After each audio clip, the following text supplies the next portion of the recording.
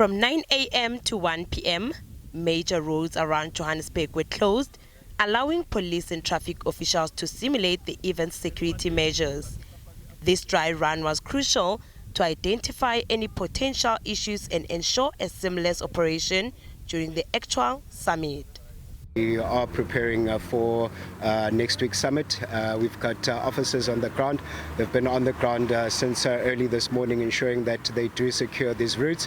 And the major routes, of course, that will be affected within the city of Johannesburg is the N1, the M1, the N12, and of course arterial and urban routes as well in areas like Sandton and Sandton, especially Grayson Drive, where we'll be seeing most of the movement, in the areas of Melrose Arc, in Rosebank, and Westcliff, and in Parkview, in the south of Johannesburg, where we are right now on the Rancho Road, on Nasrec Road and the Golden Highway, and of course in areas like Fourways on Winnie Mandela Drive and in Roodepoort on Hendrik Potgieter Road.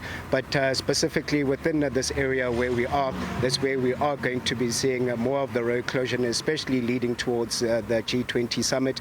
We know that Rancho Road, currently now the northern part of Rancho Road has been completely closed off, and now the southern part has been converted into a dual carriage. JMPD assured residents that routine metro policing duties will not be overlooked during the G20 Summit. We have a contingency plan when it comes to our boots on the ground and our manpower as well. As we do know, when it comes to the actual summit and these operations leading towards the summit, it is a joint coordinated effort with various law enforcement agencies. So as the JMPD, we do have extra manpower to continue with the day-to-day enforcement and service delivery within the city of Johannesburg. With world leaders and delegations expected to gather in Johannesburg, security is paramount. Residents are advised to plan their travel accordingly, as increased traffic and road closures will be in effect leading up to the summit. The indications are that everything is ready. However, we want just to make an appeal, especially for residents around the areas that we are doing it. Dry run might be also here at Nasrec, also in Sandton and other routes that will be affected as announced, to be patient with us, because what we are doing, we are continuing the tradition of making sure that all the events that we have hosted in this country have gone smoothly, have gone so well. But also want to thank the South Africans, because they are alive to the role that this country plays in the community of nations. Affected residents around the Nasrec Expo Center also gearing up for the influx of visitors.